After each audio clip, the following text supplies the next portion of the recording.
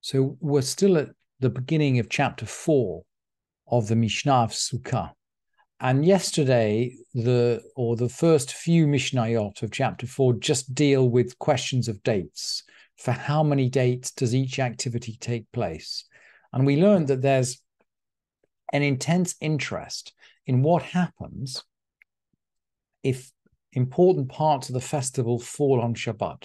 So, for example, if the first day of the festival falls on Shabbat, that really affects how we take the lulav. If the seventh day of the festival falls on Shabbat, that will really affect how we deal with the willow. Then, having laid out, if you like, the basic date architecture of these mitzvot, the Mishnah is then going to get into the detail of how we celebrate these activities. And as we said when we started chapter 4 is focused on the temple. It's focused on the Beit Mikdash. So it begins mitzvah lulav ketzad. How do we do the mitzvah of lulav? Well, we've already looked in chapter 3 at the mitzvah of lulav in the synagogue, and we learned that everybody brings their lulav and they all mark it so that they know which is theirs. And then the following day, if it's Shabbat, in other words, if it's Shabbat, they'll bring the lulavim on Erev Shabbat. And then the following day, they come to shul and they can shake the lulav. And everybody marks their lulav. They all know whose is whose. But in the temple, it's different because there are thousands of people in the temple. It's absolutely impossible to figure out what is going on. So what do they do? What do they do if the festival, or the first day of the festival falls on Shabbat? Because we said yesterday, remember, that if on the first day of the festival, there's a special mitzvah, a special command to take the lulav. So even ulekachtem lachem bayom harishon, you'll take the lulav on the first day. So even if the first day falls on Shabbat, we're still going to take the lulav. So how does it work? Yom tov harishon shel chag shechal liyot b'Shabbat. So the first day of the festival falls on Shabbat. Molichin et lulavehen laharabait. They bring, or they bring, but really they bring their lulavim to the Temple Mount. And this is all the day before Shabbat, right? This is all going to be the day before Shabbat. They bring their lulavim to the Temple Mount the day before Shabbat. The Mishnah doesn't say this in so many words, but it expects us to understand that. והחזנים מקבלים מהן וסודרים אותן על גב האצטבה. And the chazanim, we don't quite know who these chazanim are. Maybe they are cantors, but most of the commentators translate them as sort of attendants. They're the guys who run the temple. So the attendants would receive all these lulavim and they'd arrange them on top of something called the itztaba. Itztaba is a Greek word. And Koren, actually quoting Steinsaltz originally, thinks it's some kind of bench that you sort of build around. So Steinsaltz says, sorry, this is Evan Shoshan. Sorry, Evan Shoshan. Evan Shoshan is a real lexicographer. Evan Shoshan thinks that it's some kind of bench that you sort of build around the building. So there's some kind of sort of bench built around, and they put them on top. The Gemara seems to think it's some kind of portico. So again, we talked about porticos before in the context of Sukkah. Maybe it's some kind of portico. They put them on the roof. Anyway, the attendants put them away somewhere, and it seems to be somewhere pretty high. Because, well, we'll find out in a minute why because. But anyway, they put them on the itztaba, on the bench or on the portico. And the elders laid theirs in a chamber. So they have a special chamber for the elders, lulavim. I think the elders just want to be protected from what happens next. So what happens next? Umlamdim otam lomar, and they teach the people to say, Kol mishimagia lulavi viado harehu lo v'matana. Whoever gets my lulav in his hand, let it be his as a gift. Remember, we need to shake our own lulav. So we train people to say, look, if my lulav ends up in someone's hand, it's his as a gift. L'machar, On the next day, that means on Shabbat morning. Mashkimin, Muvain, they get up really early and they come. Must have been thousands of people getting up early and coming to the temple. And the attendants throw them down before them. So this is why I think the Gemara thinks this thing is not a bench but a high roof, because the attendants are throwing these lulavim down in front of the crowds. And they are snatching at them, and people used to grab and hit each other. And when the Bet Din saw, when the court saw this was dangerous, when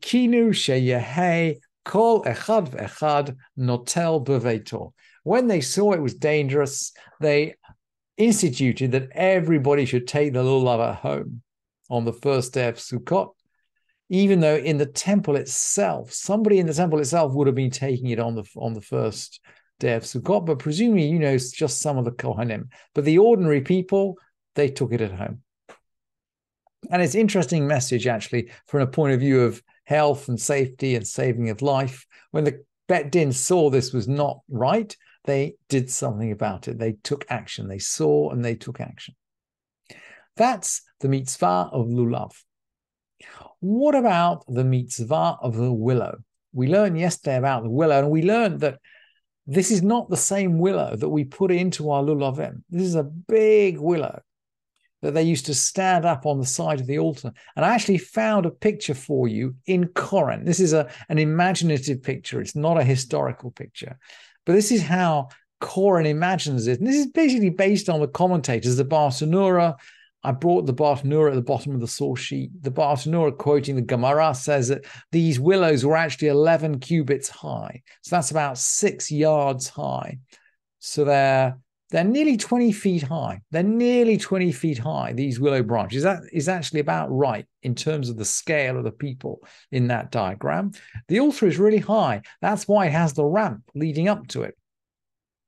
And this picture shows the altar on the side away from the ramp. So you can't see the ramp, but imagine the ramp behind, and the fire is on top, and the Kohanim are doing their thing on top.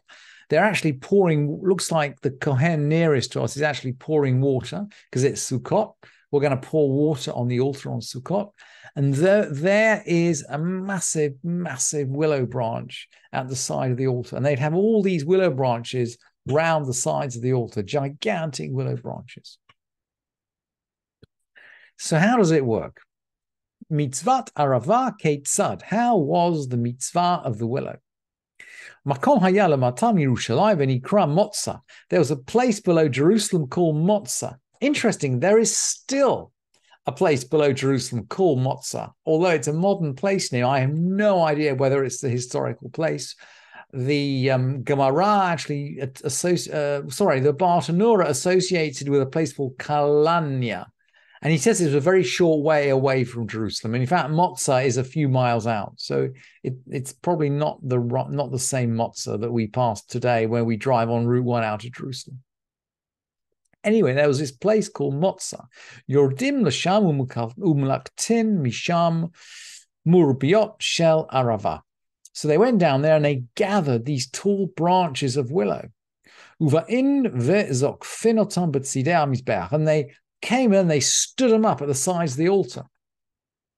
Ve'rashehem kfufin al gabei hamizbeach. And their heads were bowed over the top of the altar. Look, you can see the where we said yesterday, willow is a kind of a droopy thing. Generally, willow is a droopy thing, so we'd expect it to droop over the altar. And sure enough, you can see in this picture the willow is just starting to droop a little bit over the top of the altar. But willow is it's a very droopy tree, very droopy tree. So their tops are bent over the altar. Taku veheriu v'taku. So they sound the shofar then. They do a tekiah, a truah, and then a tekiah. Taku veheriu v'taku.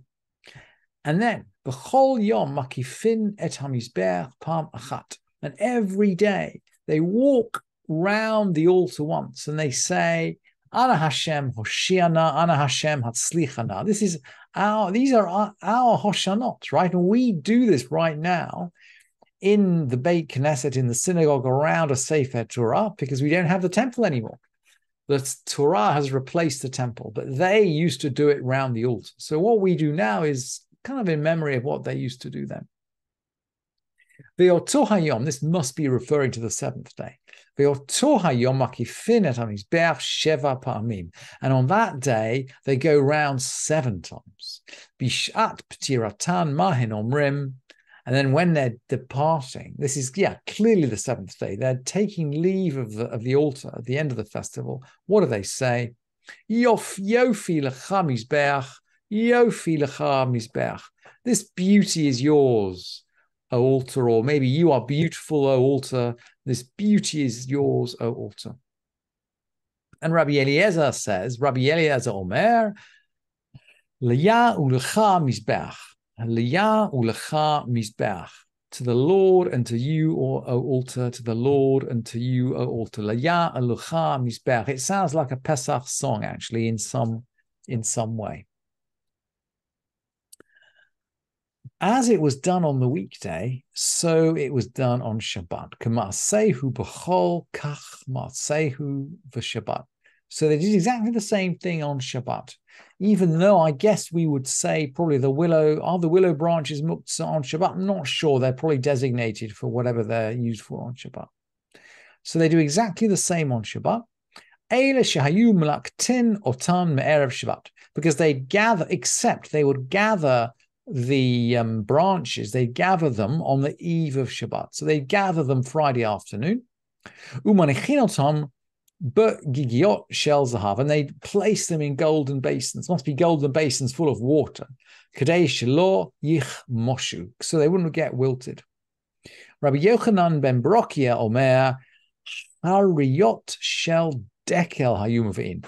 Rabbi Yochanan ben Broka says they used to be palm branches, not willow branches. So he has a different view as to what we can't understand Rabbi Yochanan ben Broka at all, because we know these are willows. It's the mitzvah is arava. The mitzvah is willow, and it's a halacha Moshe Sinai. It's a halacha from Moshe passed down from Sinai. So we know that they're palm, we know they're willow branches. But Rabbi Yochanan ben Broka, and by the way, the halacha does not go according to Rabbi Yochanan ben Broka, but we still respect him. We quote the minority opinions in the Mishnah, even when we don't follow them. So he says they used to bring palm branches. And they beat them on the ground at the sides of the altar. So maybe this is in addition to the willow branches. And that day was called the day of beating the palm branches. And the Gemara explains that the verse says, "Ulekachtem lachem bayomi rishon pri'etz hadar kapot tamarim." Kapot tamarim, palm branches. And Rabbi Yochanan ben Baroka says, look, palm branches are in the plural there.